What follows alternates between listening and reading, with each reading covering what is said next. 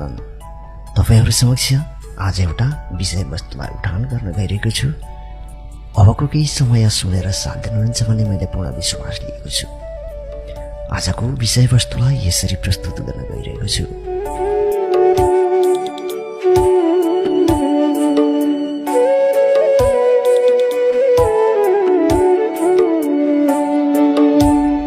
काठमाडौँको एक सानो गल्लीमा एकपटक श्रीमान श्रीमती उपस्थित थिए, रमा र योगेश। उनीहरूले 2055 सालमा प्रेम गरेर बिहे गरे।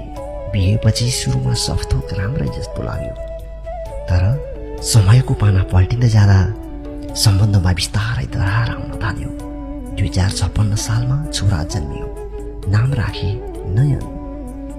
नयनको आगमनले घरमा नयाँ ऊर्जा ल्यायो, तर रमा र योगेशको सम्बन्धमा आएको चिसोपन हटेन। झगडा, तिक्तता र नबुझाइले गर्दा अन्ततः उनीहरू अलगिए।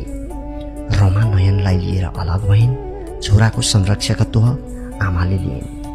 रमा एक आमाका रूपमा नयनको पालन पोषणमा कुनै कसर बाँकी राखेनन्। सबै खाले सुख सुविधा दिइन्। विद्यालय, किताब, लुगाफाटो, खानपिन सबै केही कम भएन, तर नयनको मुटुमा भने एउटा खाली ठाउँ सधैँ बाँकी रह्यो, मुबाको भाव। नयन बिस्तारै हुर्कँदै गयो।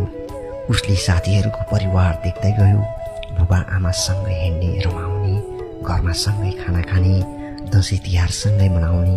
ऊ पनि त्यस्तै परिवार चाहन्थ्यो। उसले आमालाई अनेक पटक भन्यो, मलाई बुबा चाहिन्छ आमा। रमा सधैँ जसो चुप लाग्थिन्, तर छोरा नयनको आँखामा देखिएको पीडाले उनको मुटु पग्लिन थाल्यो। उनले आफैलाई प्रश्न गर्न थालिन्, साँच्चै के मैले निर्णय चाँडै लिएको थिएँ? के नयनका लागि म गलत भएँ? छोराको अनुरोधमा उनले योगेशलाई भेट्न थालिन्। त्यो भेट 2 दिनको भयो, फेरि हप्ताको, अनि महिना बित्दै गयो। सन् 2079 सालमा उनीहरू फेरि सँगै बस्न थाले। 2079 सालमा फेरि सँगै बस्न थालेको उनीहरूलाई नियतिले फेरि परीक्षा लिएर आयो। एक दिन कालीमाटीमा ट्रिपलले